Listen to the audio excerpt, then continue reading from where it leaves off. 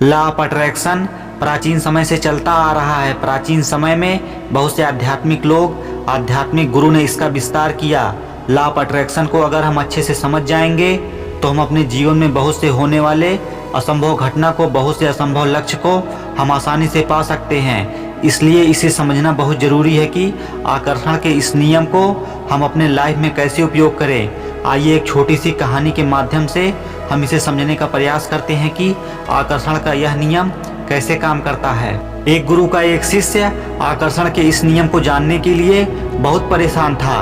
उसने अपने गुरु से पूछा, गुरुजी, ये आकर्षण का नियम आखिर है क्या? गुरु ने उसका उत्तर दिया कि हम जिस पदार्थ या किसी भी चीज को चाहते हैं वो चीज हमारी तरफ खींची चली आती है। सिर्फ इतना ही जानने के बाद उस शिष्य ने एक प्रयोग किया। उसने एक बर्तन में पानी भरकर अपने घर के बाहर रख दिया और पूरी शक्ति से सोचने लगा कि यह पानी भाप बनकर आसमान में उड़ जाए। बहुत देर से वह अपने मन को एकाग्र करके पूरी शक्ति लगाकर सोच रहा था कि बर्तन से पानी बनकर उड़ जाएगा, लेकिन ऐसा बिल्कुल भी नहीं हुआ।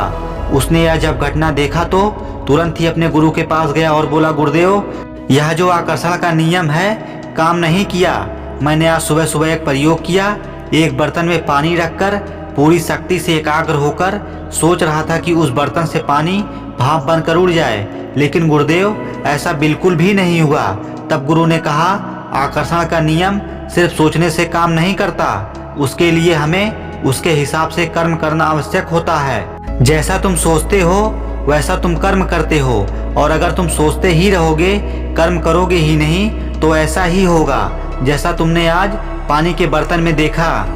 यह कहने के बाद तब गुरु बोले, चलो आज कुछ कर्म करते हैं, और शिष्य के साथ गुरु चले गए। गुरु की आज्ञा के अनुसार शिष्य ने लकड़ी को इकट्ठा किया और उस भरे हुए बर्तन के नीचे आग लगा दिया। कुछ समय बाद पानी पूरी तरह से भाप बनकर उड़ चुका था। गुरु ने कहा, देखा, सोचने के बाद कर्म करना आवश्यक होता है। कर्म चीजों को हमारी ओर खींचने में मदद करता है। अगर तुम्हारा मन करता है कि तुम पानी को भाप बनाकर उड़ा दोगे तो तुम कर्म करो। फिर शिष्य के मन में एक सवाल आता है, फिर अगर कोई कर्म नहीं करे तो इसका मतलब तो यह है कि उसके जीवन में कुछ भी घटित नहीं होगा। फिर गुरु ने कहा, एक काम करो, उस बर्तन में पानी दोबारा भरकर ले आओ। शिष्य ने गुरु की आज्ञा मानते हुए उस बर्तन में दोबारा पानी भर कर ले आया। गुरु ने शिष्य से कहा, अब इस बर्तन को अपने घर के बाहर रख दो और इस पानी के बारे में तुम कुछ भी मत सोचना, कुछ भी कर्म मत करना, फिर देखो क्या होता है। लेकिन हाँ, एक बात का ध्यान रखना कि इस पानी को कोई जानवर या कोई पक्षी या कोई इंसान ना पीने पाए। उस दिन सुबह से शाम हो गई, लेकिन बर्तन के पानी में कुछ भी फर्क नहीं नजर आया।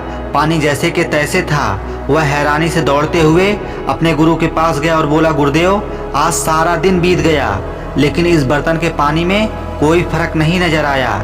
यह सुनने के बाद गुरु मुस्कुराए और बोले, कुछ दिन के बाद तुम दोबारा आना, लेकिन याद रहे उस बर्तन के पानी के बारे में कुछ भी मत सोचना। फिर दूसरे दिन शिष्य ने देखा कि बर्तन के पानी में कुछ बदलाव नहीं है। बर्तन के पानी का आयतन लगभग उतना ही था, बस थोड़ा सा नाम मात्र का ही फर्क था। इस तरह समय बीतता गया। ठीक 8 दिन के बाद बर्तन का पानी पूरी तरह से खाली हो गया।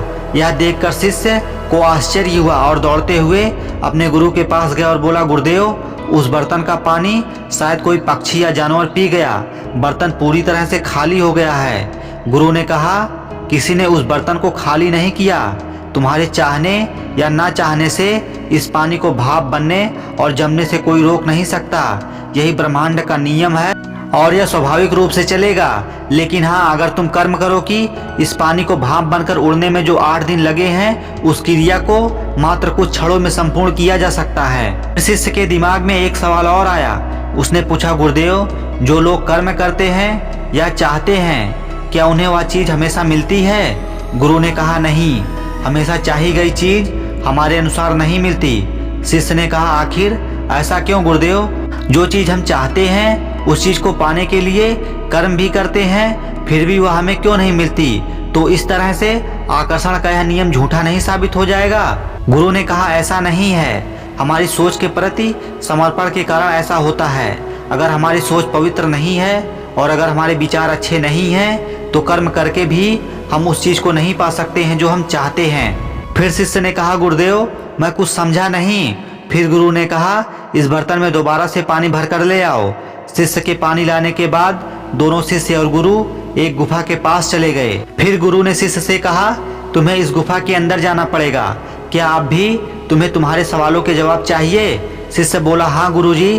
तब गुरु ने कहा, तुम्हें सीधे इस गुफा के अंदर जाना है और इतना अंदर जाना है कि जब तक तुम्हें ठंड ना लगने लगे।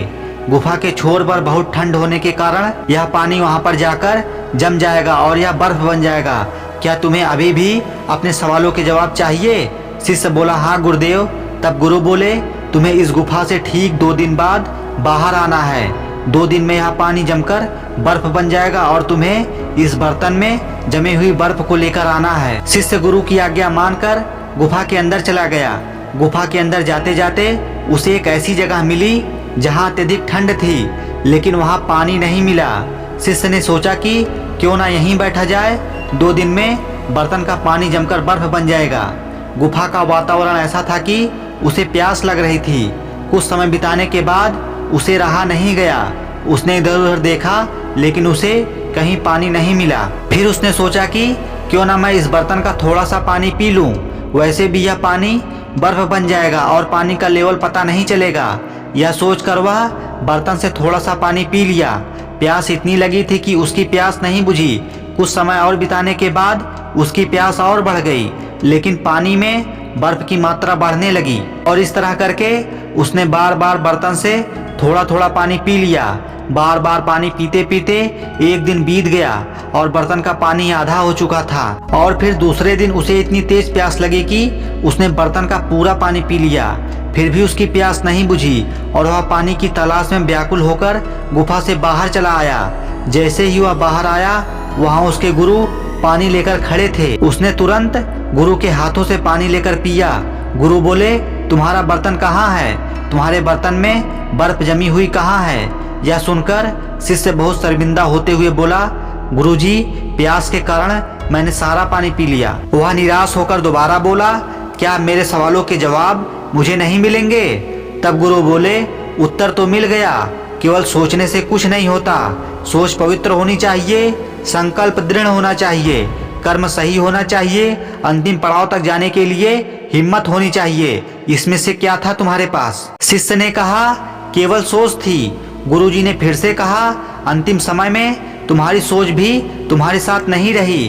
क्या जब तुम गुफा से बाहर भागे तो क्या तुम्हारी सोच बर्फ जमने की थी? तब शिष्य बोला, नहीं गुरुजी। गुरु बोले, जब कुछ भी सही नहीं था तो जो तुम चाहते हो वह तुम्हारी तरफ कैसे आकर्षित हो सकता है? तब शिष्य उदास होकर बोला, मैं चाहता हूँ कि मैं बुद्धा को प्राप्त हो जाऊं, मैं जागृत हो जाऊं। गुरु बोले, तुम एकदम सही जगह पे हो।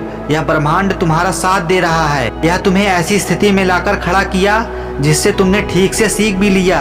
तुम्हारे आगे बढ़ने की राह में यह सीख तुम्हारी बहुत मदद करेगी। शिष्य ने कहा, आज मैंने बहुत गहरी बात सीखी। यह ब्रह्मांड मुझे यह राह पाने में मेरी मदद कर रहा है। दोस्तों, आकर्षण के नियम को सच करने के लिए दृढ़ता और विश्वास का होना बहुत जरूरी है और निरंतर उसके प्रति कर्म करना और भी जरूरी होता है। आपके कर्म उस चीज को पाने में आसान कर सकते हैं। आपकी पवित्रता उस चीज को पाने के लिए सारी संभावनाएं बनाती है। दोस्तों, मुझे लगता है कि आप इस छोटी सी कहानी के माध्यम से सीख गए होंगे कि आकर्षण का नियम कैसे काम करता है। अगर आपको इस छोटी सी कहानी के माध्यम से आकर्षण का नियम समझ में आया तो वीडियो को लाइक करके चैनल को सब्सक्राइब जरूर कर लेना। धन्यवाद।